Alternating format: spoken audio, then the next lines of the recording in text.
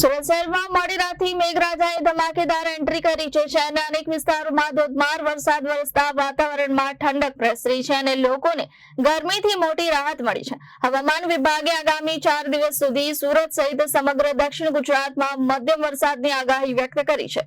સુરત શહેરમાં મોડી રાતથી શરૂ થયેલો વરસાદ આજે પણ યથાવત રહ્યો છે. ઉમરાગામ, પીપલોદ, મગદલ્લા, વેસુ, અલથાણ, અઠલ, એન્સપાલ, અડાજણ, રાંદેર અને જહાંગીરપુરા સહિતના વિસ્તારોમાં ધોધમાર વરસાદ વરસ્યો હતો. વરસાદના આગમન સાથે શહેરના વાતાવરણમાં નોંધપાત્ર ઠંડક પ્રસરી છે. છેલ્લા કેટલાક દિવસોથી અનુભવાઈ રહેલો ઉકળાટ અને ગરમીથી લોકોને રાહત મળી છે.